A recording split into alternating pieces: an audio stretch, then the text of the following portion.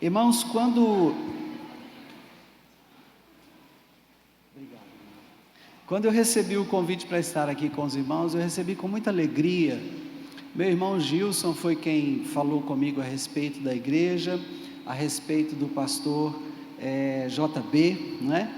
E naquela ocasião era quem estava responsável por essa conferência. E nós fizemos então contato com o pastor JB, ele fez contato conosco e conseguimos estar aqui hoje para a glória do nome do Senhor. E eu pedi a ele então que ele me desse o tema deste encontro nosso tão maravilhoso. E o pastor então pediu que eu aguardasse uma reunião que ele teria com a liderança para então me informar qual seria o tema. E aí ele me disse esse tema: restaurando os valores da família cristã. E eu falei: Senhor, que negócio interessante.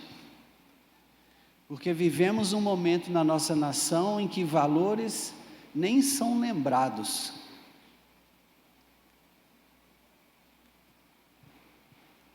E de imediato eu comecei a pensar sobre essa palavra restauração. E a palavra restauração me remeteu a Jeremias capítulo 6. Se você quiser, você pode abrir sua Bíblia. Talvez o irmão da mídia vai colocar o texto aqui para você ler. Mas Jeremias capítulo 6, versículo 16. O texto diz bem assim: assim diz o Senhor, ponde-vos à margem no caminho e vede, perguntai pelas veredas antigas, qual é o bom caminho, andai por ele e achareis descanso para a vossa alma. Mas eles dizem: não andaremos. Sempre que eu ouço falar de restauração, eu tenho que pensar naquilo que é a sabedoria de Deus. E a sabedoria de Deus é a forma como originalmente as coisas foram criadas. Então existe uma sabedoria de Deus para valores da família cristã. E eu comecei a meditar sobre isso, e a orar e pedir a Deus que falasse comigo a esse respeito, porque a Bíblia é vasta e nós temos muito conteúdo para falarmos desse tema.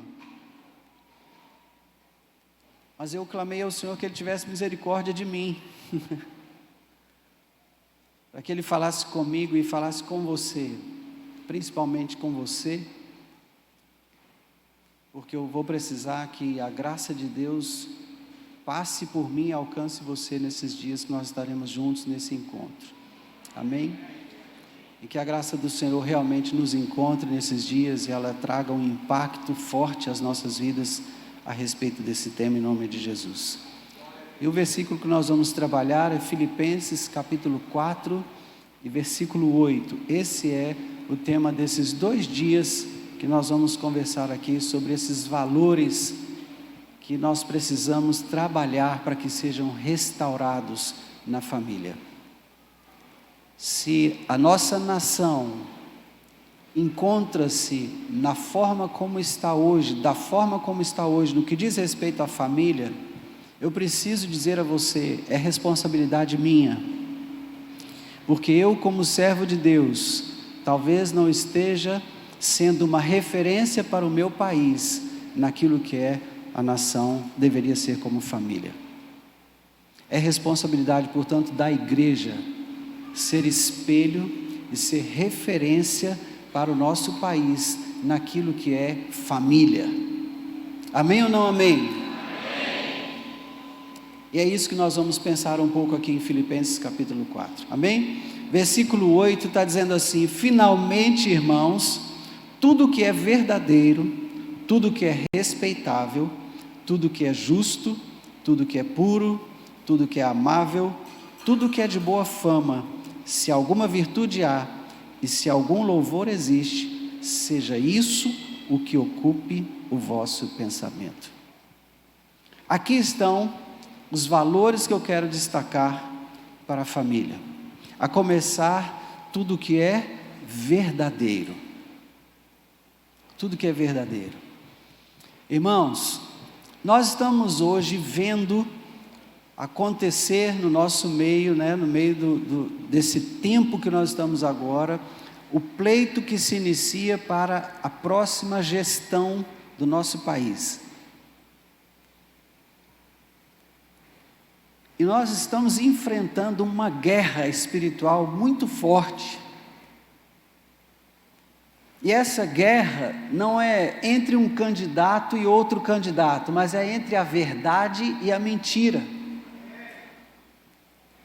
Nós temos de um lado a verdade se posicionando e apontando falhas no sistema, apontando dificuldades do sistema, apontando erros nos comportamentos, nas gestões passadas. E nós temos de outro lado a mentira tentando estabelecer-se como se fosse verdade.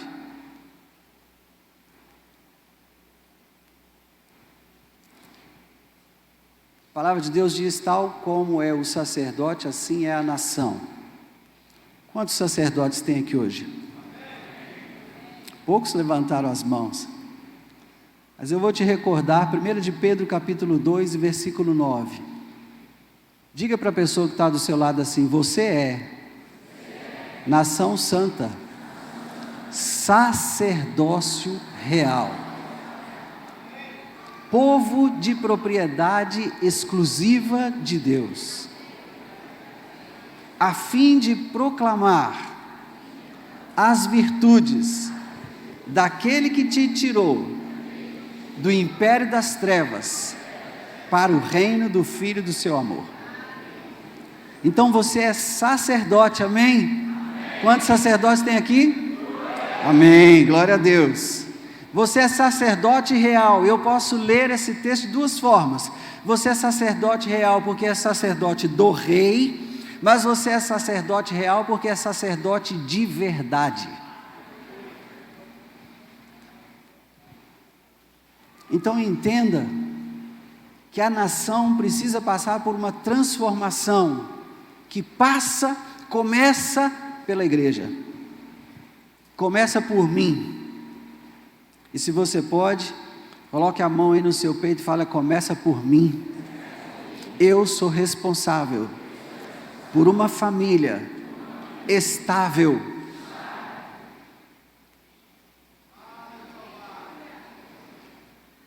Então nós vamos começar pela verdade.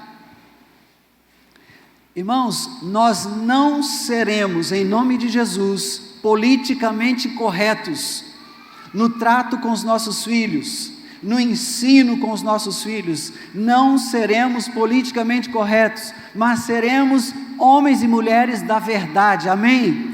Homens e mulheres que falam a verdade, homens e mulheres que vivem a verdade, homens e mulheres que andam na verdade. Nós não vamos não vamos entregar a esta geração que vem um legado de mentira, em nome de Jesus. Mas nós vamos entregar um legado de verdade. Nós vamos falar a verdade um com o outro. E eu tenho que dizer a você que a verdade é uma pessoa. E foi ele que disse isso: eu sou o caminho e a verdade e a vida. A verdade é uma pessoa. Então, se eu quero ter uma família estável, se eu quero ter uma família fortalecida, e se eu quero entregar a essa nação uma família forte, para que essa nação seja forte, eu preciso começar pela verdade. Então eu preciso começar por Jesus. Não há como estabelecer filhos fortes, filhos saudáveis, filhos que vão fortalecer a nossa nação, sem começar pela verdade. Nós não podemos ser pais que escondem coisas dos filhos. Nós não podemos ser pais que mentem para os filhos. Nós não podemos ser pais que omitem coisas dos filhos.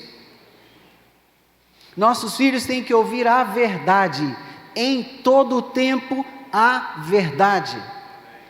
Irmãos, alguns moços e algumas moças vivem uma vida dupla, porque receberam mentira e omissões dentro de casa, de pais crentes.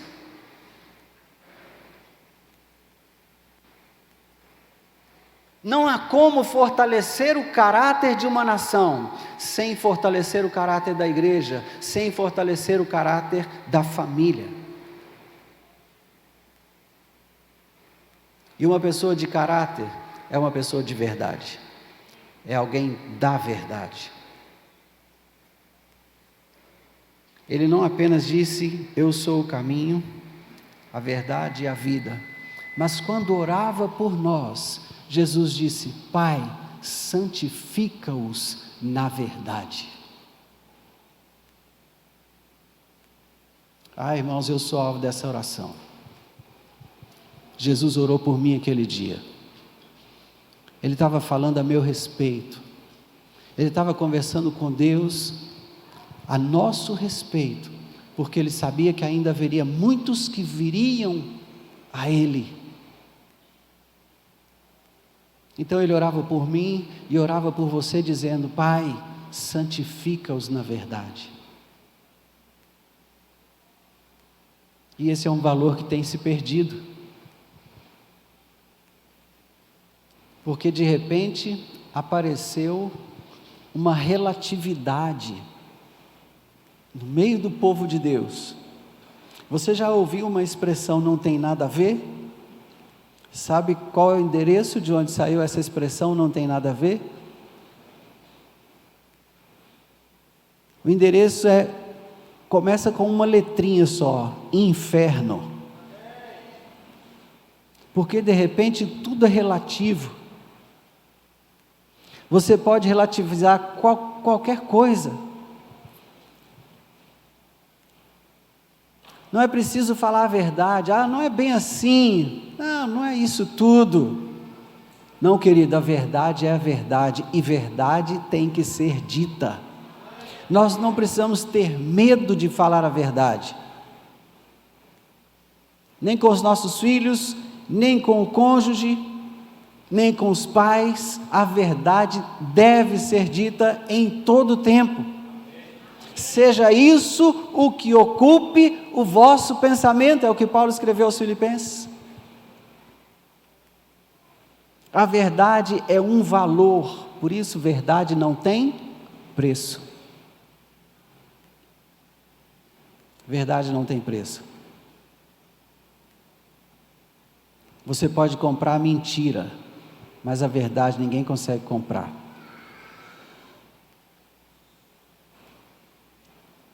As pessoas estão se corrompendo pela mentira, mas você nunca vai ver alguém se corrompendo pela verdade, porque a verdade não se vende. Verdade é um valor. Verdade não tem preço. Alguns filhos estão sofrendo na escola diversas situações por conta das mentiras que houve em casa.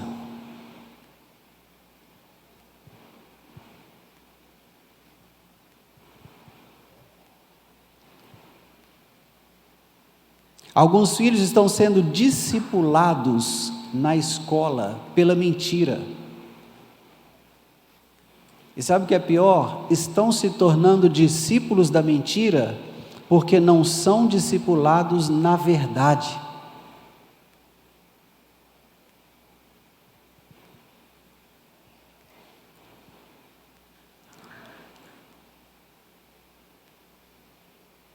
Pastor, é isso mesmo que você vai falar esses 2 dias?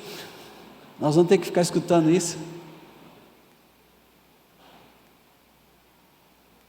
Não, você não tem que escutar isso não, só se você quiser. Mas é isso que eu vou falar sim, porque é isso que o Espírito Santo colocou no meu coração.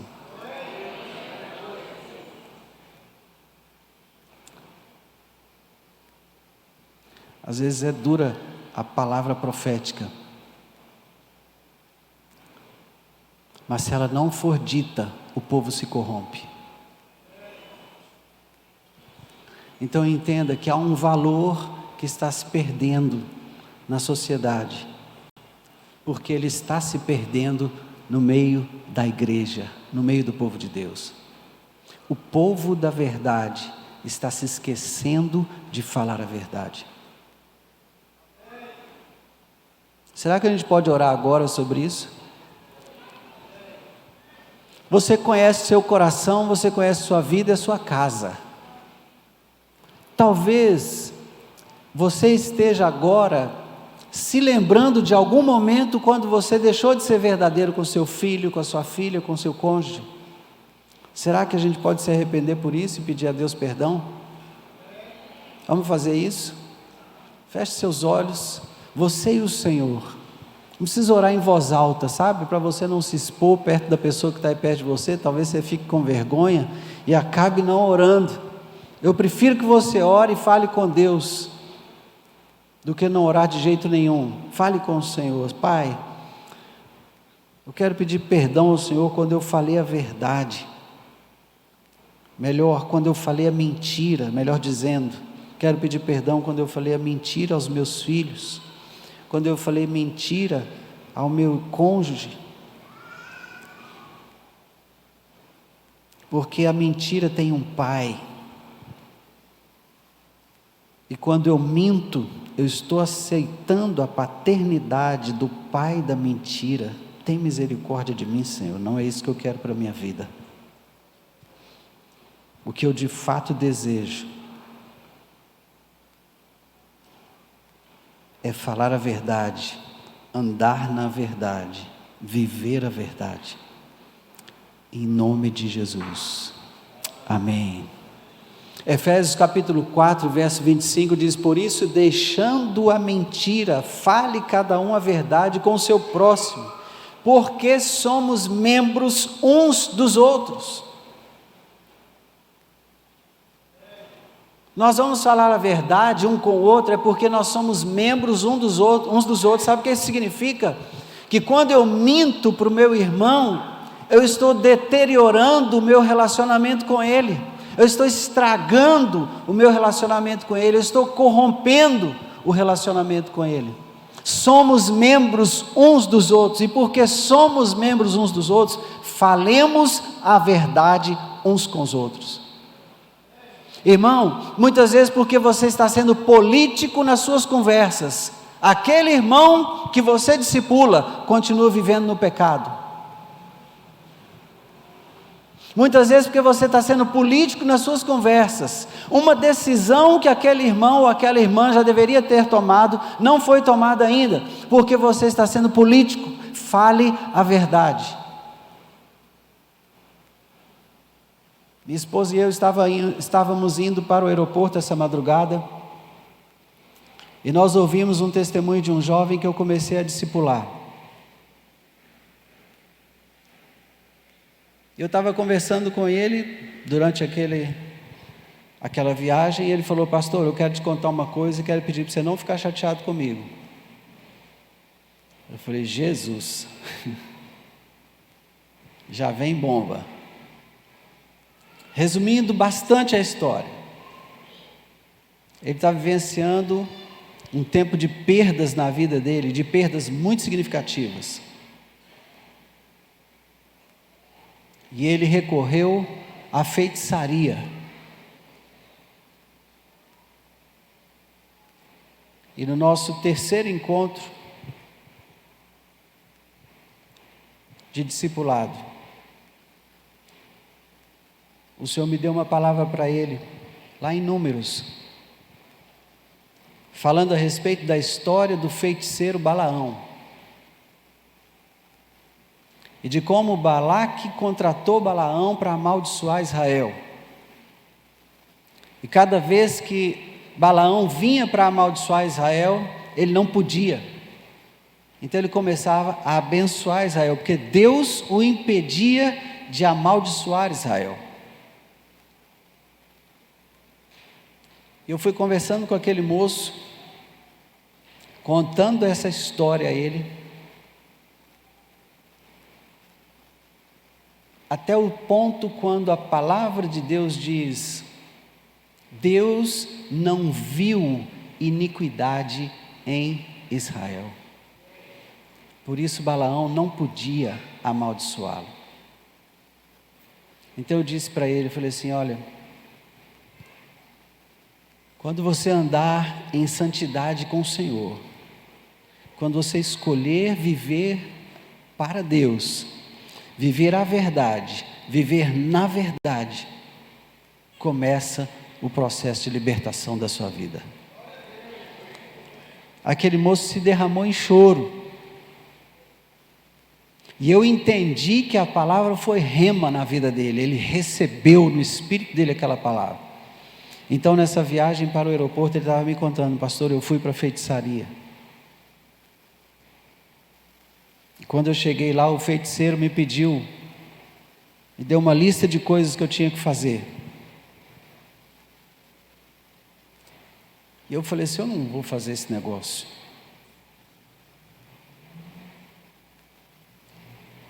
Crente ele, viu?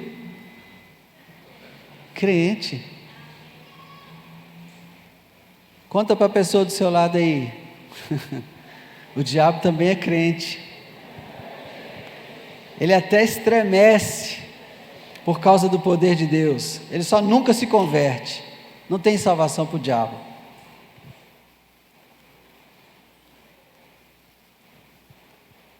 E ele começou a chorar. Ele falou, pastor, essa palavra foi muito forte. Foi muito forte essa palavra. Porque isso aí é a realidade que eu estou vivendo agora. Eu falei, pois então agora, eu quero te dizer que você pode sair disso. Hoje começa a libertação de Deus na sua vida. E ele só chorava. E nessa madrugada ele contando isso para nós, que ele tinha ido para esse lugar de feitiçaria. Ele voltou para casa, não fez nada do que foi pedido para ele, esteve comigo naquele dia do discipulado, e aí ele voltou para casa e foi falar com a mãe e com a irmã. E a irmã dele, que tinha também dito a ele que fosse aquele lugar de feitiçaria, pediu perdão para ele. Ele falou, me perdoa por ter incentivado você a ir lá. Eu também não vou mais naquele lugar. Eu também não quero mais saber disso.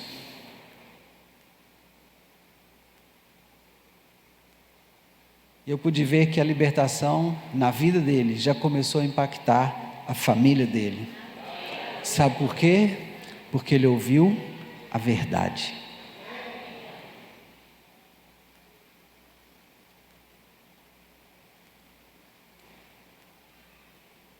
Eu poderia estar falando qualquer outro tema com ele, qualquer outro assunto. Mas nós somos da verdade, irmãos. Nós não temos a opção de falar o que queremos. Nós precisamos falar o que devemos.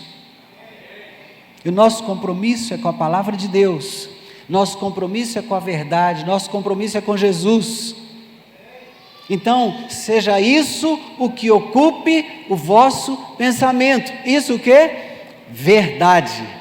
Amém? Então olhe para a pessoa do seu lado e diga a ela, seja a verdade aquilo que ocupa o seu pensamento. Resgate esse valor dentro de casa. Amém, queridos? Amém. Nós precisamos trabalhar fortemente esse valor dentro de casa. Não brinque com a verdade, porque Satanás não brinca de ser diabo.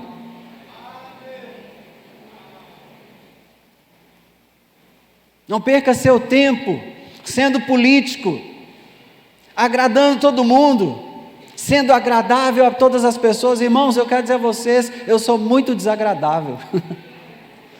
Sou muito desagradável.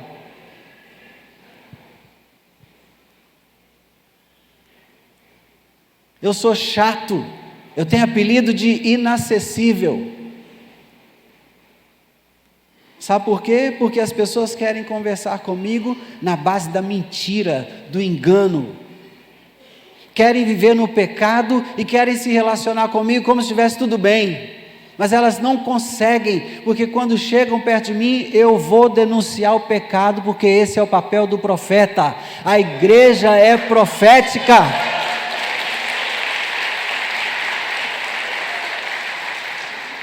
A igreja é profética, a igreja não pode tratar o pecado como quem está tratando, sabe, um bichinho de estimação.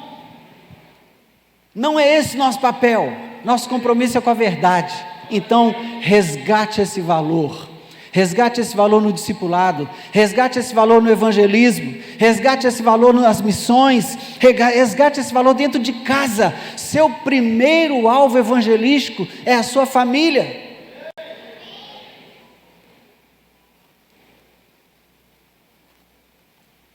Às vezes nós somos muito bons para falar dos outros, para falar para os outros. Nós precisamos começar a treinar, falar para nós de frente ao espelho. Precisamos gastar um tempo olhando para o espelho e falando para nós mesmos.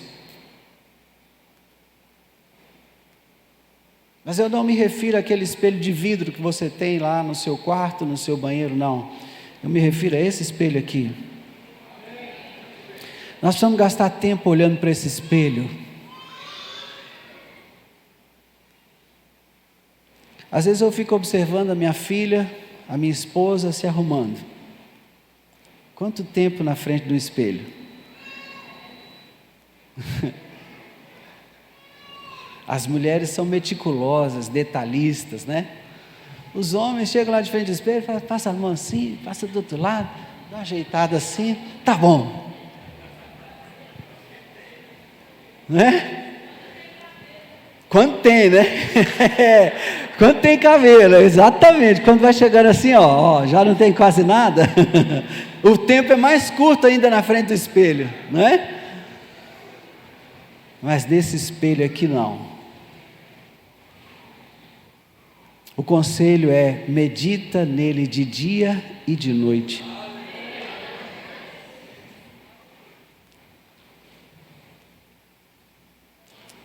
Quando você medita dele de dia e de noite, é para que você se dê bem, seja bem sucedido.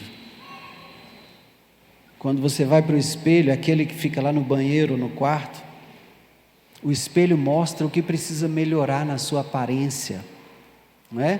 Você repara no cabelo, a mulher repara na maquiagem, que precisa dar um retoque, o homem fica observando como é que está o colarinho da camisa, se está justinho e tal, a gravata, se está no lugar certo, não é assim?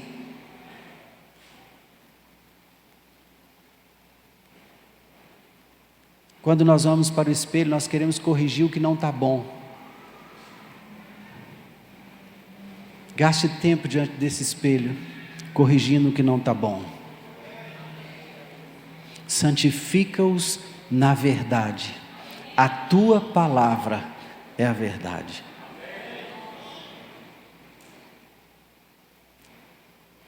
Você quer ter uma família forte? Alicerce sua família na verdade. Você quer ser uma igreja forte? Deixa de ser político. Para de ficar alisando o pecado na vida do seu irmão. Você tem compromisso com o seu irmão. Eu me admiro muito de pessoas que têm coragem de dizer que não tem que dar satisfação a ninguém. Como assim? Eu entrei em Boa Vista, eu devo satisfações ao pastor Lima e ao pastor Gilvan.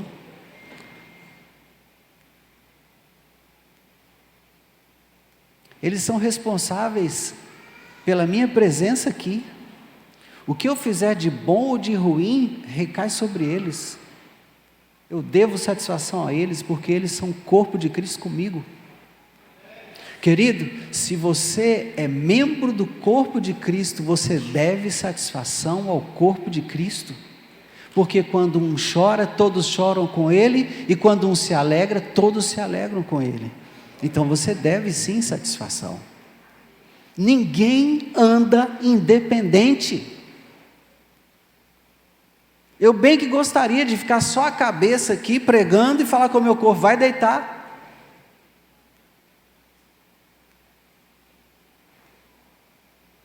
Bota a perna para o ar, fica lá descansando, a cabeça fica aqui pregando.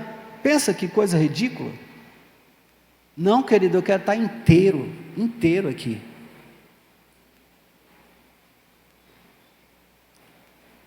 Se você é esse tipo de gente que se responsabiliza pelo que fala, se responsabiliza pelo discipulado, se responsabiliza pelo evangelismo, se responsabiliza pela vida da igreja, você tem que ser alguém da verdade. Amém? Amém. Mas o texto continua, né? Eu parei na verdade aqui. Mas vamos seguir em frente, porque ele fala tudo que é verdadeiro, mas ele também fala tudo que é respeitável. Respeito e honra. Outro valor que eu quero destacar aqui para nós dentro desse texto.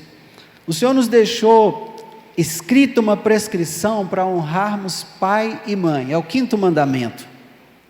Veja, você vai encontrar 4 mandamentos na palavra de Deus que se relacionam com Ele, Deus. Tratam do seu relacionamento com Deus. 4 primeiros mandamentos. Começa com o fato de você não poder ter outros deuses diante dele.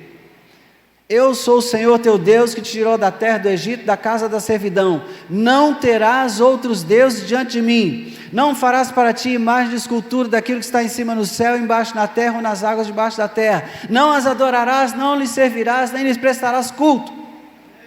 Eu sou o Senhor. Primeiro mandamento. E aí o Senhor vai estabelecendo a ordem, até que ele chega no momento do sábado. Honra o sábado, guarda o dia do sábado, lembra do dia do sábado para o guardar. E aí vem o 5º mandamento: honra ao teu pai e à tua mãe, para que te vá bem e se prolonguem os dias sobre a face da terra que o Senhor teu Deus te dá. Nós nos esquecemos do que é honra, do que é respeito.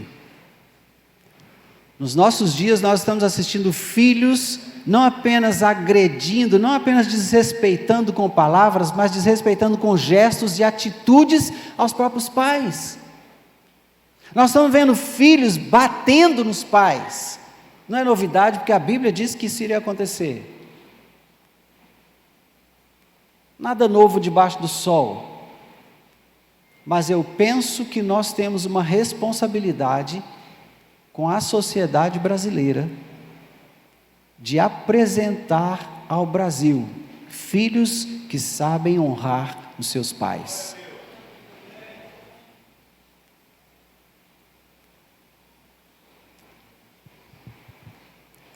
Eu estou vendo daqui muitos jovens, adolescentes. Eu vou fazer uma pergunta, ninguém precisa responder. Ninguém precisa responder. Quem vai responder? Ninguém. E a pergunta é: jovem, adolescente, você que está me ouvindo e está entendendo o que eu estou dizendo, você honra seus pais?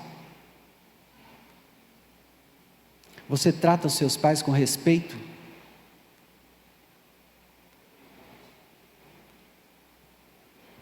Tem algumas formas de honrar os pais. Os filhos solteiros devem obediência absoluta aos seus pais. Sabe o que é obediência absoluta? É obediência inquestionável. Se você é solteiro, vive na dependência dos seus pais, você tem por obrigação obedecer seus pais. Você paga as suas contas? Não, né?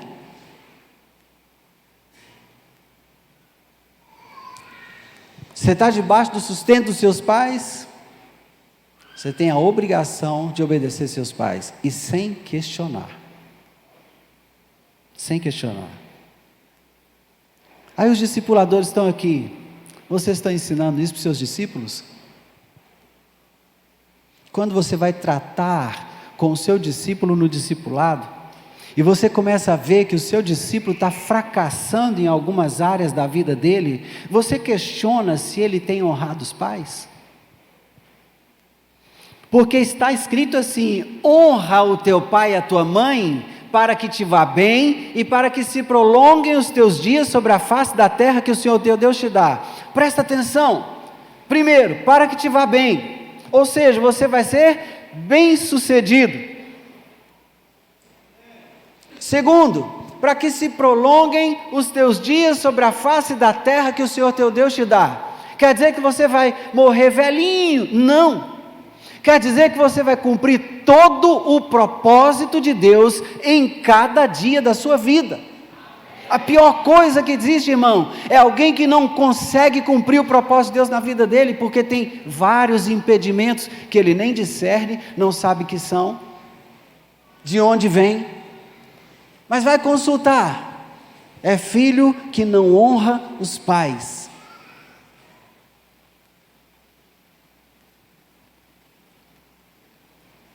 Difícil de ouvir esse discurso, eu sei. Mas eu não vim passar a mão na sua cabeça. Irmãos, restauração acontece assim. Você pega os cacos do que foi quebrado. Algumas partes têm que ser esmiuçadas, amassadas, esmagadas, até virar pó. Para então você conseguir começar o processo de restauração.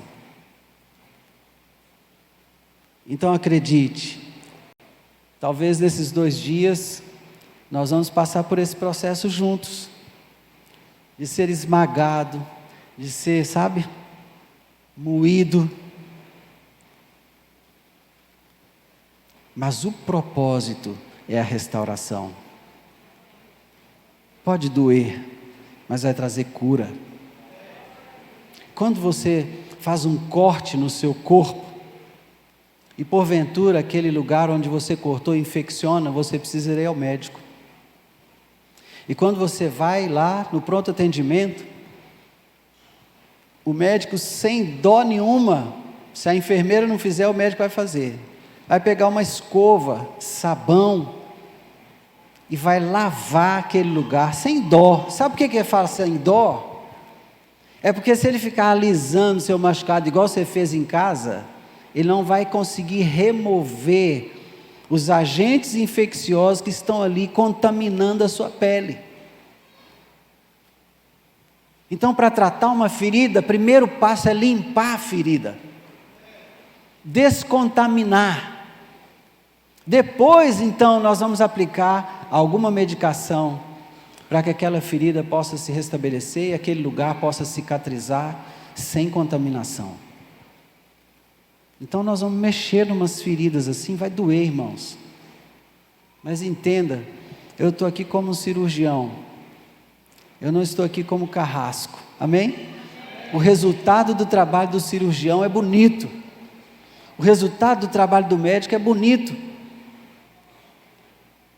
Quem passa pela mão de um carrasco sai todo estragado no final, mas quem passa pela mão de um cirurgião sai recuperado, não é assim? Então que o Espírito de Deus seja esse cirurgião nesses 2 dias que estaremos juntos aqui, para que nós saiamos recuperados, aperfeiçoados, melhores do que chegamos, em nome de Jesus, amém? Amém. Glória a Deus, que bom que você concorda, eu posso continuar, não é?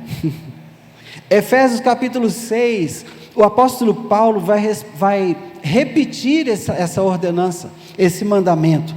A partir do verso 2 ele vai dizer: honra a teu pai e a tua mãe, que é o primeiro mandamento com promessa, para que te vá bem e sejas de longa vida sobre a terra.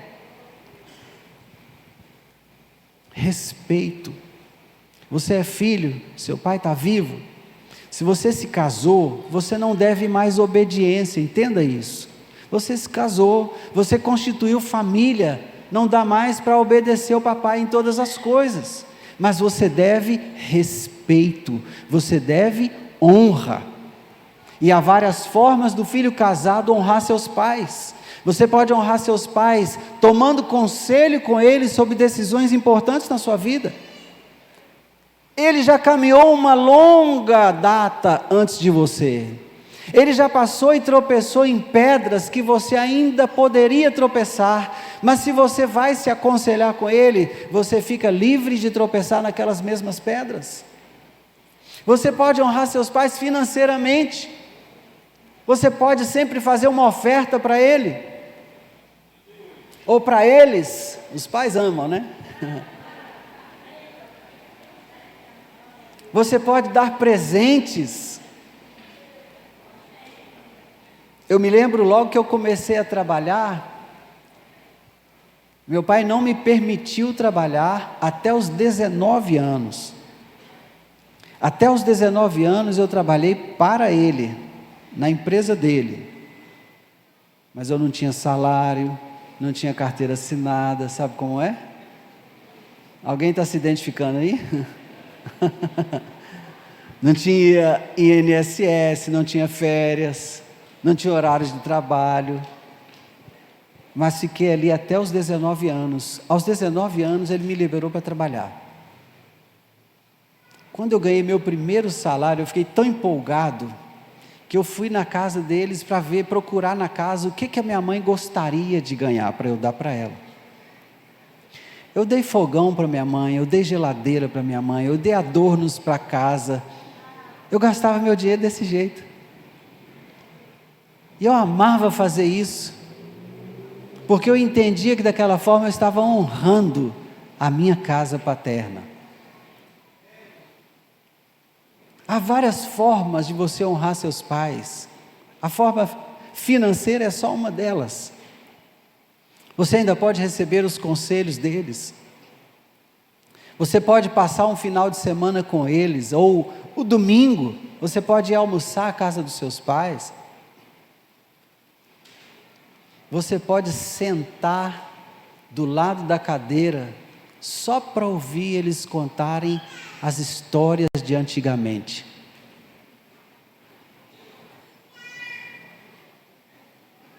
E deixa eu te dizer, quanto mais idosos forem os seus pais, quanto mais idosos forem os seus pais, mais demanda desse tempo eles terão, mais necessidade dessa atenção eles terão.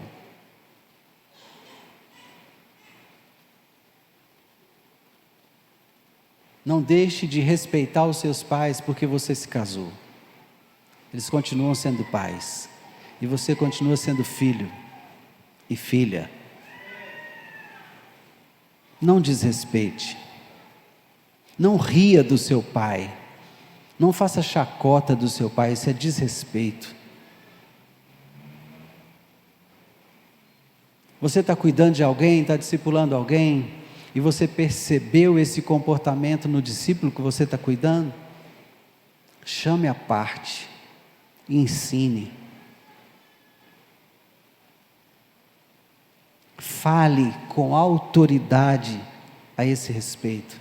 Seja exemplo nessa área. E aí quando você for disciplinar, quando você for repreender, você vai ter autoridade. Mas não veja um discípulo maltratar o pai, desonrar o pai e fique em silêncio. Não faço não. Em nome de Jesus. Em nome de Jesus. Vamos tirar uma foto com o anjo agora? Amém? Vamos ou não? Então diga assim: eu, Senhor, assumo o compromisso de vigiar o meu comportamento no que diz respeito a honrar, a respeitar meus pais. Muito bem. O anjo já tirou a foto, ficou gravado, o compromisso é seu. Amém? Trate de cumprir, porque isso é coisa séria. Mas os pais também precisam respeitar seus filhos. Há uma contrapartida nessa conversa.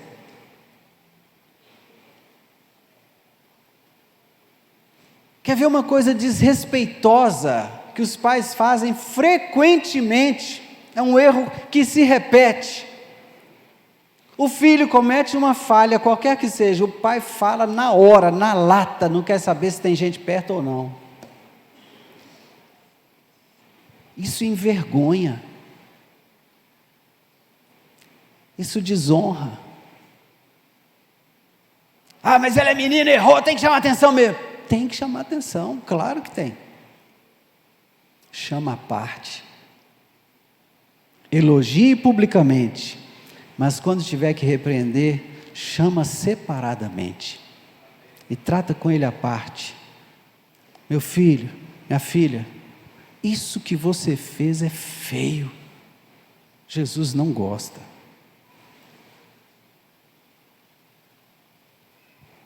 Poucas vezes eu precisei usar a vara nos meus filhos.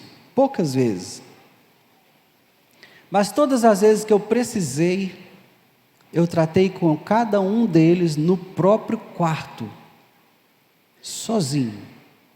Eu e o filho que ia ser repreendido naquela hora.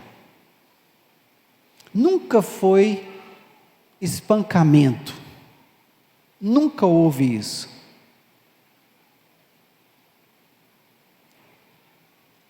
Dava 3 lambadas naquela parte preciosa, né? Onde a gente está ali, investido de autoridade para fazer investimento. Não é? Investimento na educação a gente faz onde tem, né, substância, não é assim? Então eu fazia um investimento triplo. 1, 2, 3, bem firme. Não para espancar, para causar um impacto, para dar um susto. Antes disso eu já tinha conversado, já tinha tratado o problema e já tinha dito: agora papai vai disciplinar. O choro já acontecia antes de chegar à vara.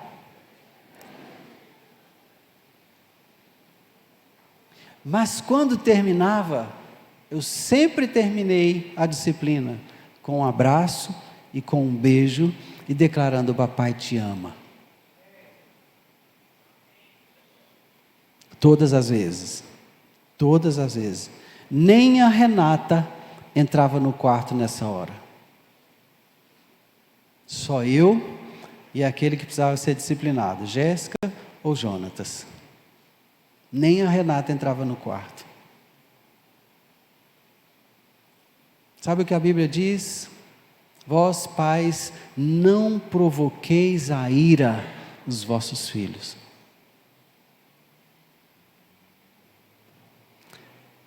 A gente se distrai, irmãos. O tempo passa, a gente se distrai. E essas coisas, às vezes a gente falha. Eu cometi falhas nessa área, com a Jéssica e com o Jonatas também. E eu tive que pedir perdão. E deixa eu te dizer, se você erra com alguém, você não vai pedir perdão? Sim ou não? Ou aqui está liberado para errar e continuar sem pedir perdão? Está liberado, pastor Lima? Pastor Gilvan? Não, né? Pode ofertar se tiver assim, indiferente com o irmão? Pode vir aqui ofertar? Não, né? Tem que consertar primeiro, não é o que a Bíblia diz? Por que que com os filhos a gente não está tendo esse comportamento?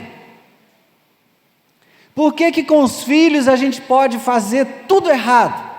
E ainda vem aqui, faz a oferta, toma ceia, e está tudo bem? Não, irmão, não está tudo bem não. Como é que eu vou fortalecer uma família onde o relacionamento entre pais e filhos está quebrado? Nós vivemos numa nação onde até pouco tempo o número de pessoas que não tinham o registro no registro, não tinha o nome do pai, era maior do que 50% da população brasileira, segundo estatísticas do IBGE. Você está entendendo a situação? Você entende por que muitas pessoas não conseguem olhar para Deus e lidar com Deus como sendo pai? Existe uma coisa que a psicologia chama de projeção, que é quando eu projeto para Deus tudo aquilo que é característica do meu pai. E aí eu vou tratar Deus do jeito que eu trato meu pai. E se eu sou distante do meu pai, então eu também vou ser uma pessoa distante com Deus. Eu vou ter dificuldade de me relacionar com Deus.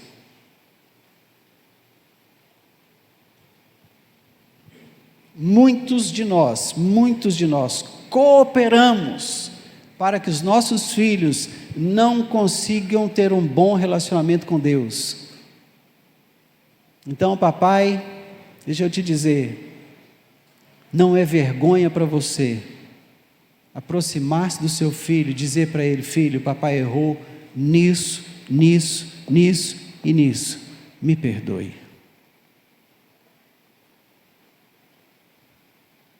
Algumas vezes eu tive que fazer isso com os meninos, e eu tinha que explicar: eu não errei porque fiz, eu errei como fiz.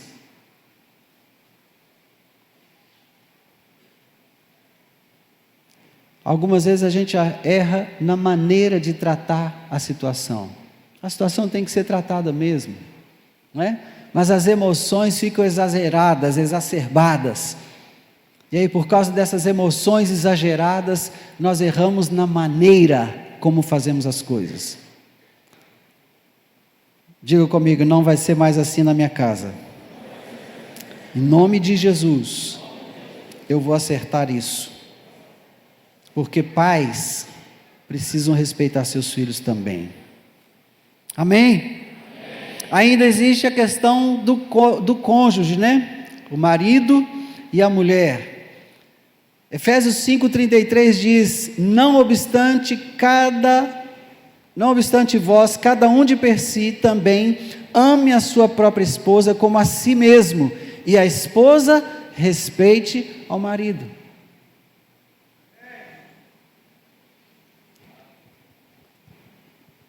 Tem algum militar aqui hoje? Algum militar? Levanta a mão rapidinho para eu ver se tem alguém. Opa, vem cá, irmão, rapidinho, você tem que correr. Tem que correr. Vamos lá. 1, 2, 1, 2, 1, 2, 1, 2, 1, 2, 1, 2. Pode subir aqui, pode subir, por favor.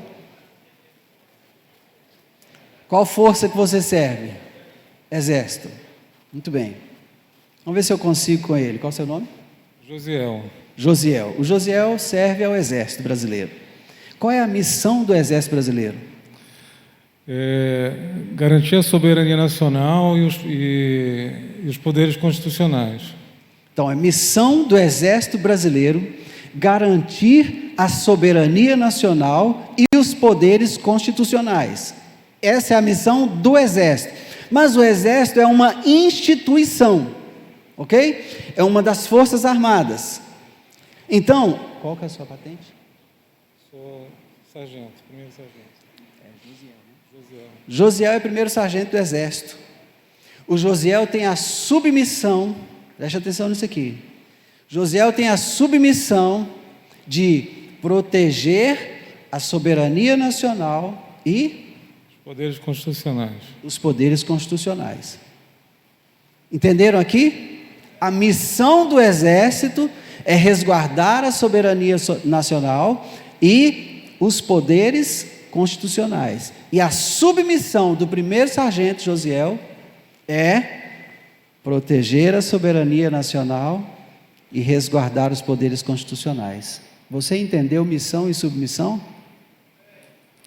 A submissão é uma coisa que está dentro da missão. Está claro isso ou não? Amém? Obrigado, sargento. Obrigadão. Então entenda que a mulher não está ao lado do marido para ser pisoteada por ele.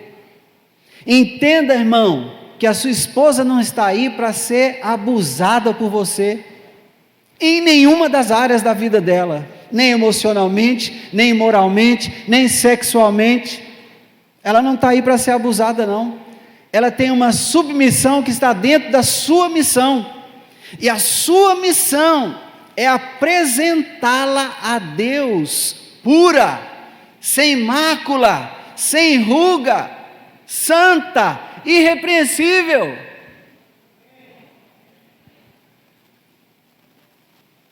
Não é brincadeira ser homem não, gente.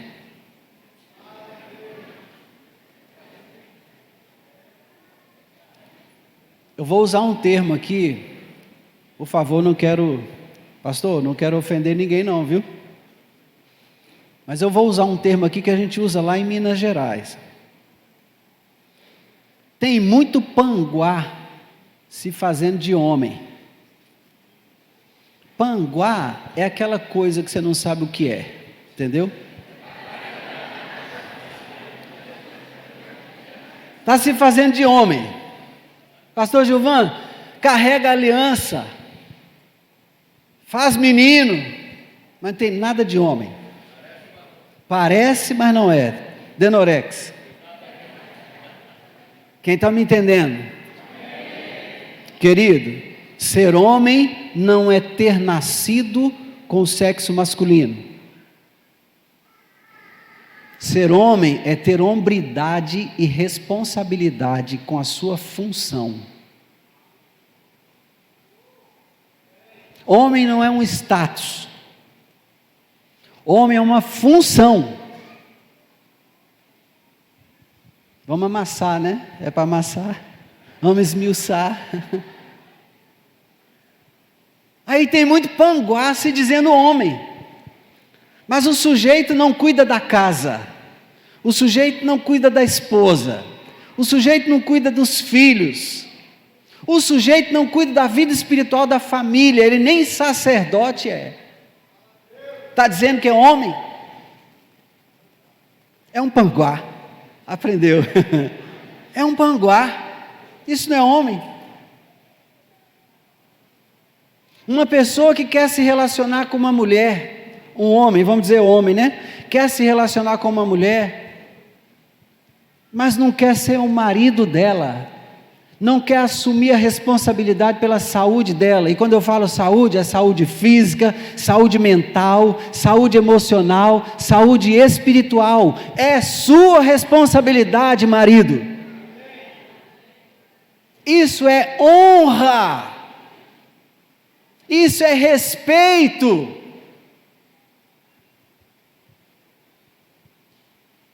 Vocês perceberam o tanto que a Renata é mais bonita que eu, né? Fácil, né?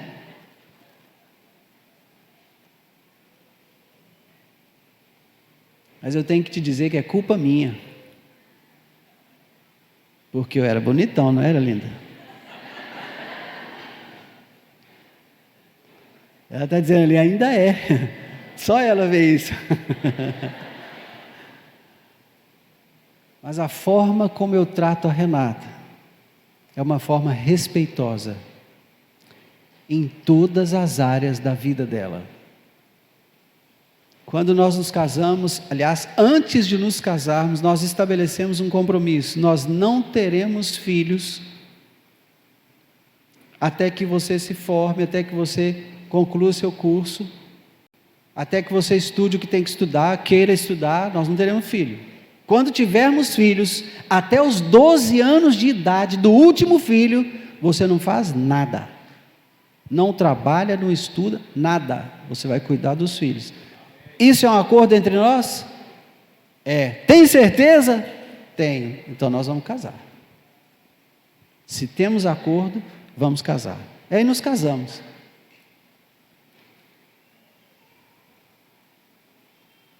A Renata começou a fazer engenharia elétrica. Fiquei pensando, engenharia elétrica, o que tem a ver engenharia elétrica com a Renata? Eu não conseguia entender, mas ela quis fazer, amém. A uma certa altura do curso, ela abandonou o curso. Não podia dar noutra coisa. Não tinha a ver com ela, gente. Não tem a ver com ela. E aí ela disse que queria ter nossa primeira filha, a Jéssica. Eu falei, você tem certeza?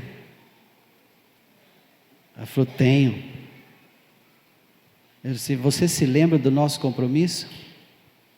Até os 12 anos do último filho, você não vai trabalhar, não vai estudar, você vai se dedicar à educação dos nossos filhos. Você está lembrando disso? Estou lembrando. Então tá bom. E interrompemos o processo contraceptivo no mês seguinte.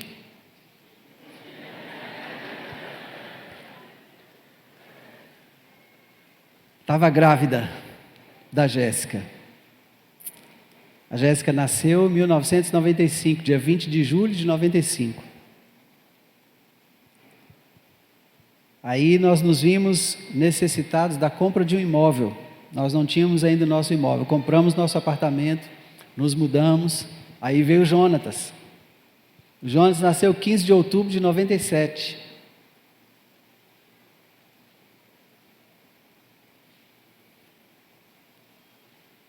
Aí, passado alguns anos, a vida na casa vai ficando monótona.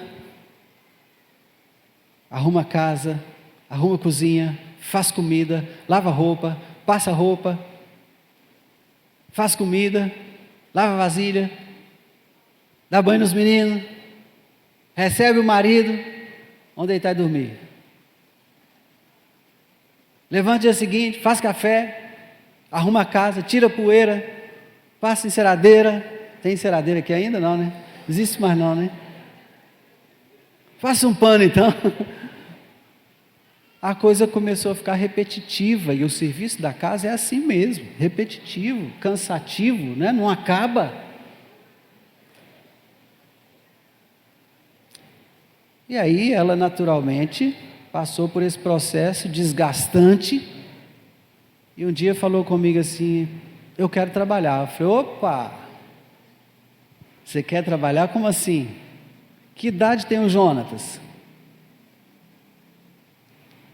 Ele ainda não completou a idade que nós combinamos. Ah, mas eu quero tanto trabalhar, eu não aguento mais ficar dentro de casa.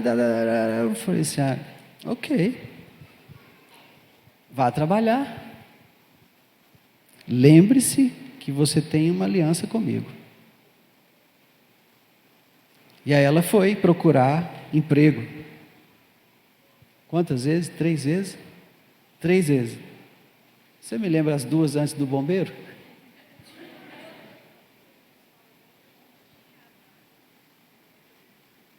E a outra? Foram 3 oportunidades de trabalho que ela teve. Eu realmente não me recordei aqui das 2 anteriores. A primeira foi uma escolinha.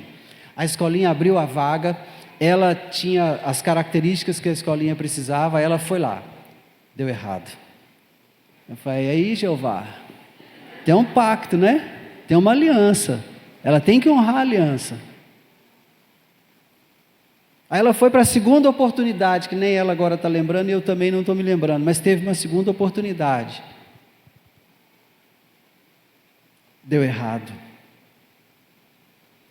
Aí apareceu a terceira oportunidade, ela ia fazer um concurso para entrar para o Corpo de Bombeiros da Polícia Militar. A Renata nada muito bem, ela é boa nadadora. Eu falei assim: ó, pode até dar certo esse negócio. Mas, aí eu conversei com ela. E aí eu sentei com ela e conversei sério com ela. E falei assim com ela: Renata, deixa eu te falar um negócio. Nós vamos lá, eu vou pagar a sua inscrição, você vai fazer a inscrição, mas eu quero te lembrar que você tem uma aliança comigo. Esse negócio não vai dar certo. E quando você ouvir a negativa da instituição, eu não quero nem que você chore. Sabe por quê? Porque você esqueceu que nós temos um compromisso de até os 12 anos do Jonatas, você não trabalhar.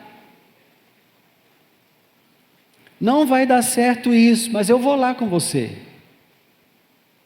Aí fomos, chegamos na porta do quartel, veio um rapaz correndo na nossa direção: vocês já pagaram a inscrição? Eu falei: eu nem sabia que tinha que pagar a inscrição. Ah, eu estou devolvendo a minha aqui, eu não vou fazer não. Você quer pegar a minha ficha aqui? Paga só o valor que eu paguei. Quero. Quanto você pagou? Falou o valor, paguei o valor.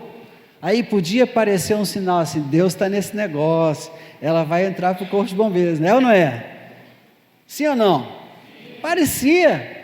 Aí nós fomos para a fila. E eu tenho esse corte de cabelo assim militar, porque falta mesmo, né? Então tem que cortar militar para ficar melhorzinho. Meu pai foi militar durante muitos anos, né? E no início da minha caminhada de criança, existia na minha cidade ou na minha região um corte de cabelo chamado Príncipe Danilo com máquina zero. Sabe como era isso? Lembra da Copa, quando o Ronaldinho ficava só com um tucho de cabelo aqui na frente? É aquilo lá. Príncipe Danilo com máquina zero. Rapava o cabelo todo, deixava só um tuchozinho assim.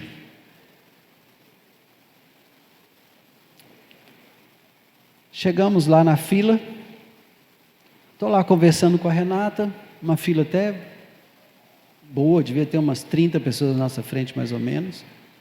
Saiu o oficial que estava lá dentro, fazendo o cadastro das pessoas. E ele veio andando na fila. Veio andando na fila, veio andando e chegou em nós. Eu e ela conversando, acho que ele pensou que eu seria o candidato.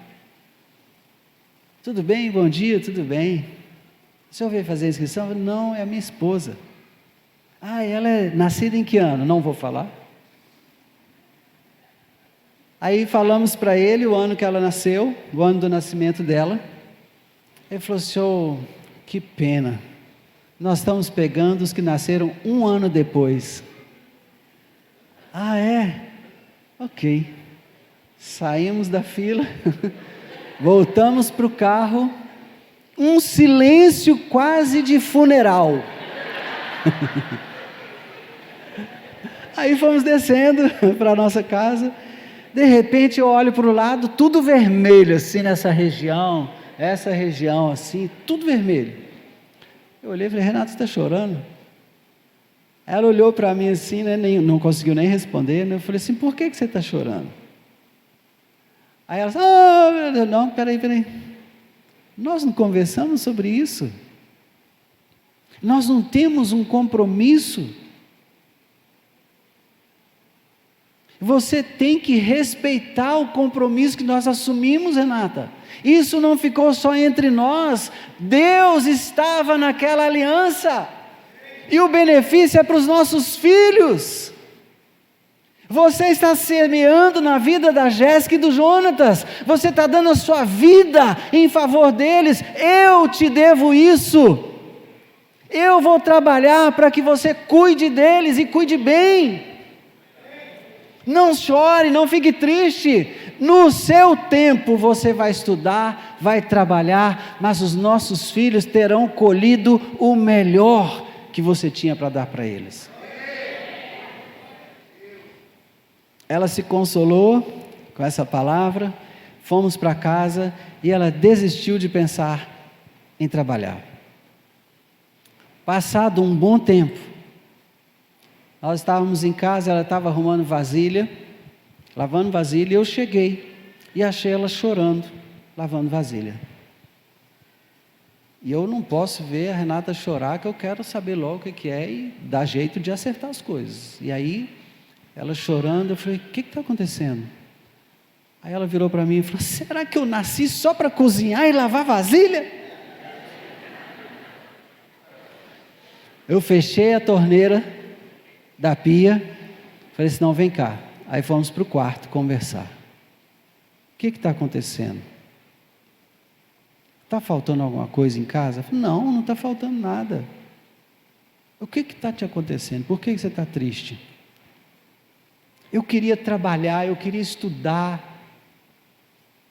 Eu falei, peraí, você pode. Chegou o tempo. Nós vamos orar agora. Eu vou te abençoar. E você pode procurar o que você quer fazer. Se você quer estudar, vai estudar. Quer trabalhar, vai trabalhar. Vamos orar agora. Oramos e houve um avivamento naquele quarto, que foi uma coisa muito boa.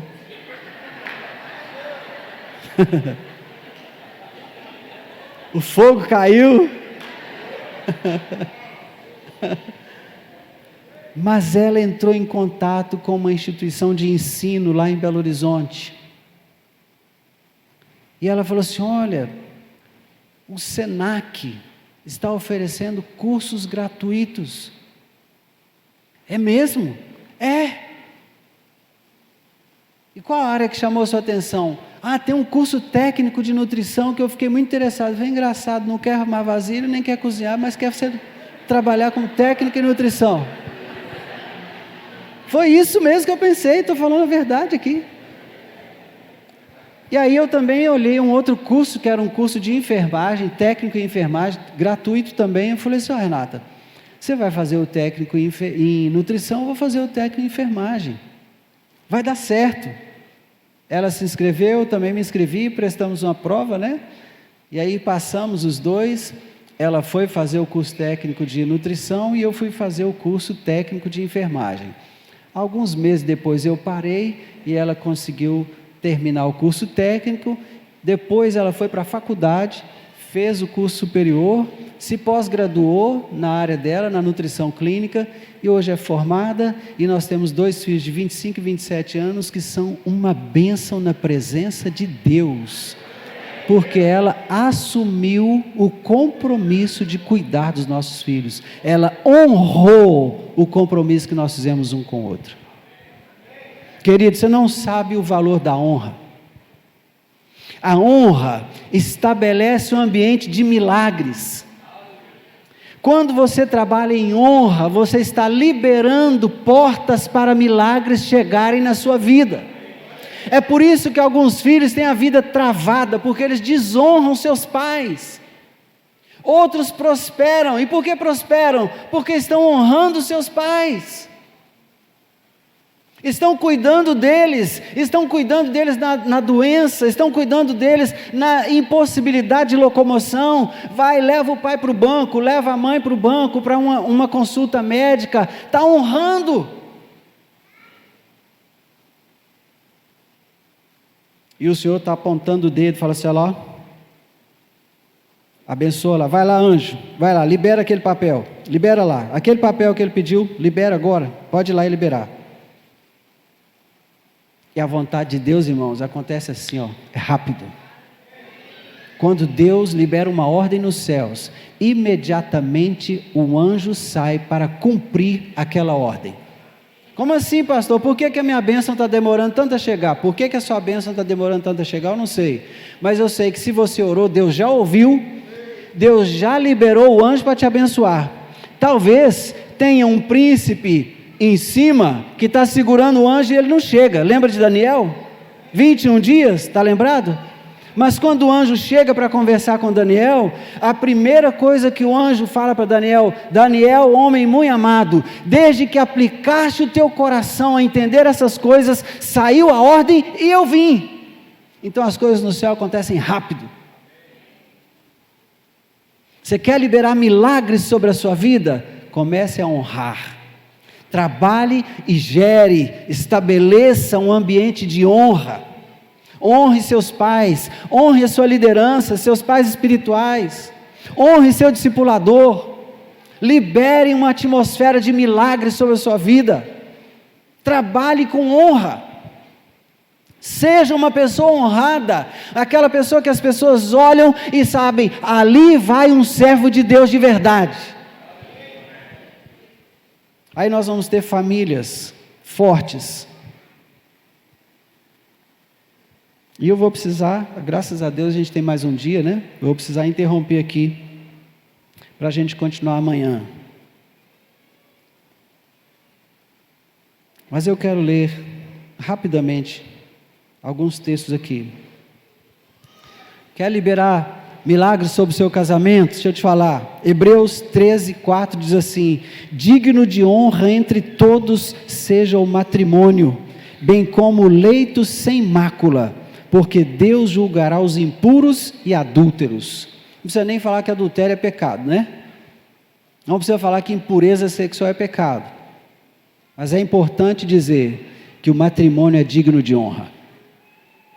Digno de honra. Tenha uma vida honrada com a sua esposa, com seu marido. A palavra também é específica sobre honrar os idosos. Diante das cãs te levantarás e honrarás a presença do ancião e temerás o teu Deus. Eu sou o Senhor.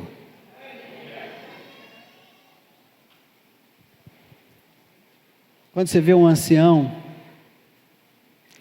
fica de pé, dá seu lugar para ele sentar.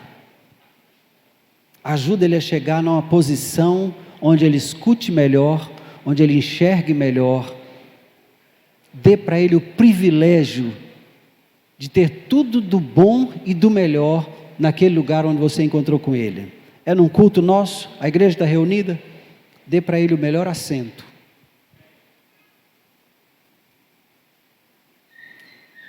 A gente não precisa de jovem sentado aqui não, ó. Aqui quem tem que estar são os anciãos. Aqui é o lugar de honra. Quem está entendendo o que eu estou falando? Outra ordem específica é com relação ao estrangeiro. Eu estava conversando hoje com o pastor Gilvan, e ele estava testemunhando como a igreja teve oportunidades de servir os venezuelanos e cuidar deles. Isso é ordem. Se o estrangeiro peregrinar na vossa terra, não o oprimireis. Como o natural será entre vós o estrangeiro que peregrina convosco. Amá-lo-eis como a vós mesmos, pois estrangeiros fostes na terra do Egito. Eu sou o Senhor vosso Deus. Honra. Honra. Qual é a área da sua vida que está travada? Qual é a área que você está percebendo que parece que não rompe de jeito nenhum? Consulte a Deus no seu coração. Peça ao Senhor: Senhor, fala comigo, sonda o meu coração. Lembra do salmista? Vê se há em mim algum caminho mau. Pergunte ao Senhor: talvez haja desonra, Senhor, no meu comportamento, eu quero mudar. Talvez haja mentira no meu comportamento, eu quero mudar. Não adianta querer ser uma família restaurada, com valores restaurados, se eu não estou disposto a mudar. Montar discurso e conferência é fácil, não é, pastor João? Não é, pastor Zé Lima? É fácil montar uma conferência. Mas se eu não decidir no meu coração mudar, a conferência terá sido só mais um encontro. Que o Senhor nos conceda graça para passarmos por essa moenda. Esses 2 dias serão o nosso Getsemane. Getsemane é prensa de óleo. Foi lá que Jesus morreu. Na cruz foi quando viram a morte dele. Mas Jesus morreu no Getsemane, porque foi lá no Getsemane que ele disse: seja feita a tua vontade e não a minha. Eu oro, querido, para que você, nesses 2 dias, passe pelo seu Getsemane. Depois pegue a sua cruz e continue andando atrás de Jesus. Amém? Podemos orar? Pai, o Senhor é bom. A tua misericórdia nos alcançou nessa noite. O teu amor, a tua graça nos invadiram, nos encheram de uma forma tão tremenda. Nós queremos te louvar. Muito obrigado. Muito obrigado. Ó Deus, vem sobre nós como um selo nessa noite. Onde havia mentira no nosso comportamento, limpa, Senhor. Onde havia, ó Deus, desonra, limpa. Nós somos da verdade. Nós somos da honra. Nós queremos falar a verdade, viver a verdade, andar na verdade. Nós queremos honrar e criar essa atmosfera de milagres. Em nome de Jesus. Que o Senhor nos ajude para a glória do teu nome. Amém. Amém.